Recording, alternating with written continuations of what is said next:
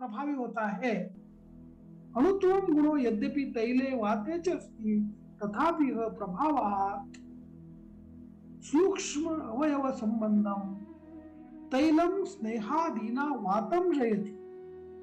दोनों के विरुद्ध गुण होते हैं और प्रभाव से वात को जीतने के लिए तैल ही समर्थ है। तेन समानापि गुणत्वम यह वृद्धार्थ कार्यमेति तैलस्य यथोक्त कार्य कर्तृत्वे दृष्टान्तमाह।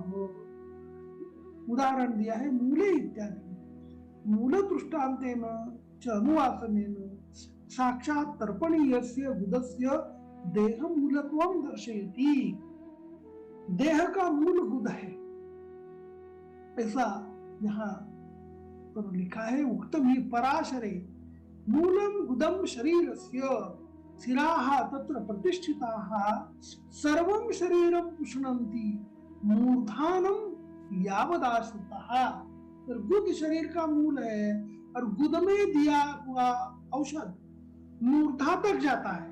सर्वम शरीरम पुष्णन्ति, केवल स्थानिक गुद के लिए गुद में दिया हुआ औषध उपयुक्त नहीं है, तो सर्व शरीर को पुष्ट करने वाला औषध, बुद्ध से दिया हुआ औषध सर्व शरीर को पुष्ट करता है। मूर्धानम यावदाश्रितः, मूर्धा तक जाता है। ये बस्ती का श्रेष्ठत्व है। तथा अनुवासनादपि नरो बलवीर्याद उपेतो अपत्यवांश्च स्याद् इत्यर्थः। तो अनुवासन बस्ती से नर बलवीर्य युक्त होता है और वो अपत्यवान भी होता है, उसको अपत्य प्राप्ति भी होती है।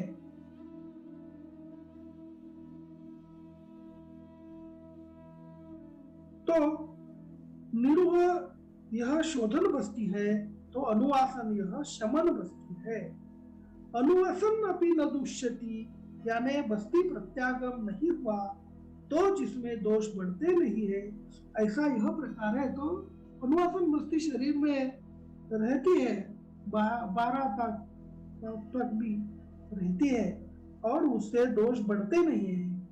यह बस्ती हर रोज दिया जाता है और इसलिए अनुवासन अपि न दुष्यति ऐसा इस बारे में कहा जाता है।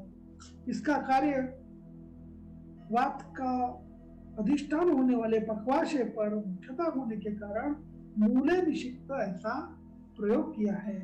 तो मूल वृक्ष के मूल को जैसा जल तर्पण करता है और वृक्ष को फल पुष्पवान बनाता है, उस तरह ये बस्ती पुरुष को उपत्यवान भी बना सकता है, फलवान भी बनाता है।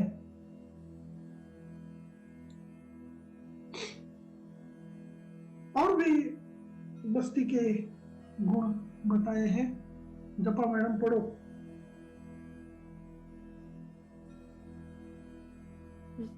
स्तब्धाश्च ये संकुचिताश्च येऽपि ये पंगवो येऽपि च भग्नरुग्णा येषां च शाखासु चरन्ति वाता शस्तो विशेषेण हि तेषु बस्ति आत्मापने विक्रथिते पुरिषे शूले च भक्तानभिनन्दने च एवं प्रकाराश्च भवन्ति कुक्षौ ये चामयास्तेषु च बस्तिरिष्टः याश्च स्त्रियो वातकृतोपसर्गा गर्भं न गृह्णन्ति नृभिः समेता श्रेणीन्द्रिया ये च नराकृशाश्च बस्तिप्रशस्तः परमं च तेषु। बस्ती के गुण निरुह और अनुवासन, ये दोनों के भी बस्ती के गुण इसमें लिखे हैं। तो स्तब्धाश्च ये संकुचिताः च ये अपि पंगवः एपि च भग्नरुग्णाः येषां च शाखासु चरन्ति वाताः शस्तो विशेषेण ही तेषु बस्तिः।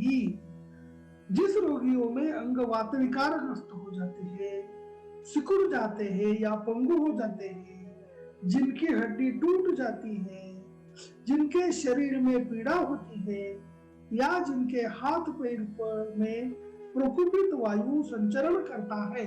शाखा, प्रकुपित वायु संचरण करता हुआ कष्ट दे रहा हो, उनके लिए अनुवासन बस्ती का प्रयोग विशेष रूप से हितकर होता है। तेषां च शाखा सुचरन्ति वाताः शस्तो विशेषेण हि तेषु बस्तिः।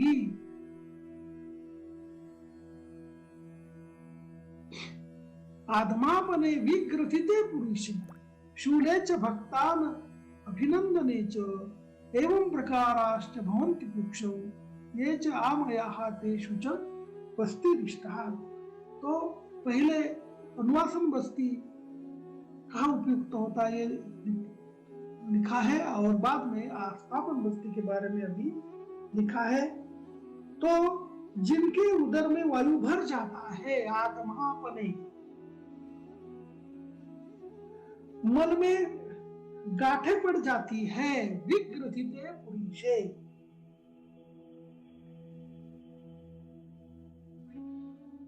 मन में गांठें पड़ जाती है, उदर में शूल उठता है, शूले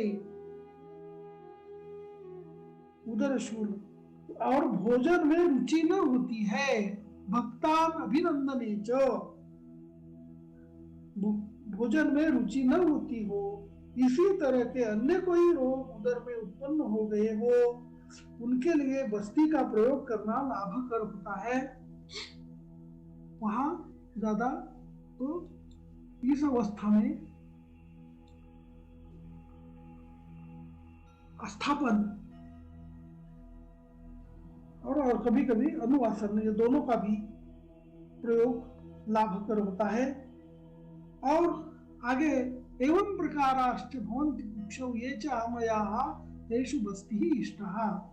याश्च स्त्रियः वातकृतोपसर्गा गर्भं न गृह्णन्ति नृभिः समेताः क्षीणेन्द्रिया ये च नराकुशाश्च बस्तिः प्रशस्त परमं च तेषु। जो स्त्रियां किन्हीं वात रोगों से पीड़ित होने के कारण पुरुष के साथ समुचित संभोग होने पर भी गर्भधारणा नहीं कर पाती, या जो पुरुष पौरुष विहीन क्षीणेन्द्रिय और पुरुष हो गए वो, उनके लिए अनुवासन बस्ती का प्रयोग अति लाभकर होता है। तो स्त्री और पुरुष बंधत्व चिकित्सा में भी बस्ती, विशेषतः अनुवासन बस्ती ज्यादा उपयुक्त है। सामान्य निरुह अनुवासनयोः गुणमयः, निरुह और अनुवासन दोनों के भी गुण इस श्लोकों में बताए हैं। भग्ना इति भग्नकायाः अस्ति भग्न स्तब्धा, रुग्णा इति संधि मुक्ताः, संधि शूल संधि के बारे में जो व्याधि होते हैं उसमें भक्तान अभिनंदने अरोचके, अरोचक में हमें निरोबस्ती देते हैं तो फायदा होता है। वातकृतोपसर्गा इति वातकृतोपद्रवाः, सब जो कोई वात दोष से उपद्रव व्याधि हो गए हैं उस सबके लिए बस्ती उपयुक्त है। क्षीणेन्द्रिया इति अति क्षीण शुक्राः, अति शुक्र क्षय जिनका हो गया है उसको क्षीणेन्द्रिया ऐसा शब्द यहाँ दिया है। अत्र शुद्धवातादिषु अनुवासनम भक्तान अभिनंदन प्रकारेषु निरुह इत्यादि अर्थों अनुसरण। तो जब वात शुद्ध होता है, शुद्ध साम नहीं रहता है, वहां अनुवासन बस्ती का प्रयोग करना चाहिए, और जब सामता होती है, अग्निमांद्य होता है, तो निरुह बस्ती का प्रयोग करना चाहिए, ऐसा भी टीका में लिखा है।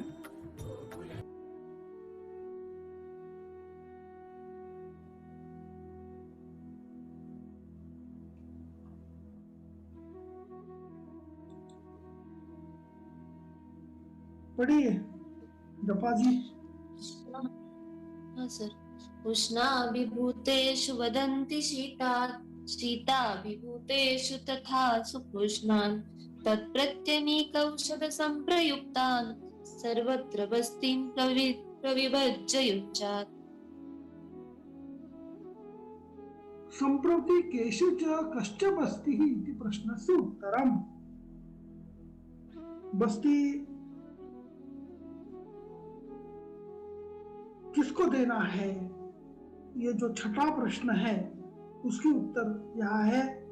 तो उष्णता से पीड़ित व्यक्तियों के लिए शीत बस्ती का तथा शीत से पीड़ित व्यक्तियों के लिए सुखोष्ण बस्तियों का प्रयोग करना चाहिए एवं दोषों के विपरीत गुण व द्रव्यों से बस्ती का निर्माण कर प्रयोग करना चाहिए।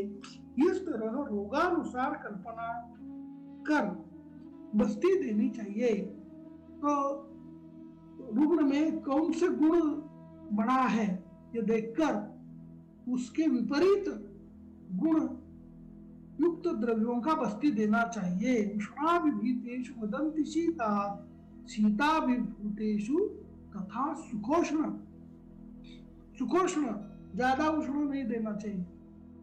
तत्प्रत्यनीक, तो दोष प्रत्यनिक औषधों का प्रयोग बस्ती में करना चाहिए।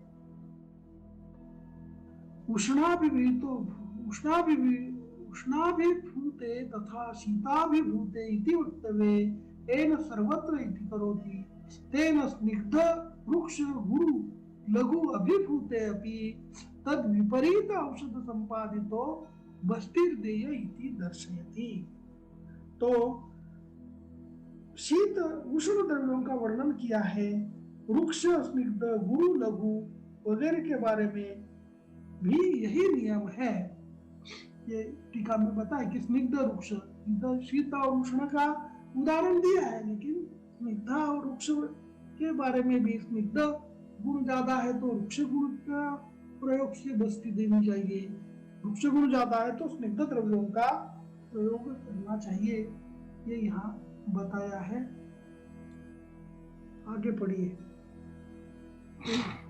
रोहणीयान् विदधीत बस्तिं विशोधनीयेषु गदेषु वैद्य कुष्ठप्रमेहादिषु मेदुरेषु नरेषु ये चापि विशोधनीयाः। नित्य विशोधनीयान् गदानाः कुष्ठप्रमेहादिषु इत्यादि अत्र आदिशब्देन अरोचक तंद्रा श्लीपदादीनां ग्रहणं मेदुरेषु इति मेदस्विषु न पृगणीयां विदधीत बस्तीं विशोधनीयेषु गदेषु वैद्याः कुष्ठप्रमेहादिषु मेदुरेषु नरेषु ये चापि विशोधनीयाः। पर भ्रूण बस्ती कहाँ नहीं देनी चाहिए यह बताया है।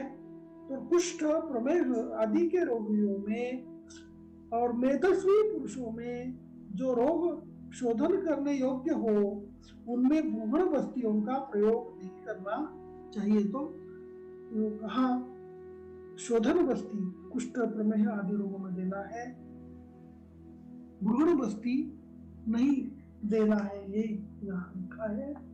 तो शोधन की नित्यापेक्षा होने वाले अनेक व्याधि होते हैं। विषजनित विकार, मंदाग्नि, श्लीपद, विसर्प, अर्बुद, अजीर्ण, भ्रम, विदारिका, अपची, कास, श्वास, पीनस, अपस्मार, उन्माद, रक्तासिसार, नासापात, तालुपात, कोष्ठपात, कर्णस्राव, इनमें वमन देना चाहिए ऐसा कहा है। जीर्ण ज्वर, दूषी विष, वातरक्त, उदर ग्रंथि, अरुचि, प्रमेह, व्रण, लिहादोष, छर्दी, विस्फोट, शूलादि व्याधि में विरेचन दिया जाता है।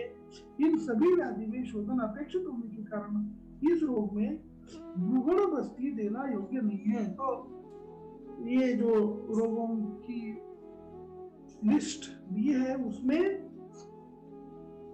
वमन और विरेचन करना चाहिए, बस्ती का ज्यादा उपयोग नहीं होता है, ऐसा भी हमें ध्यान में रखना चाहिए।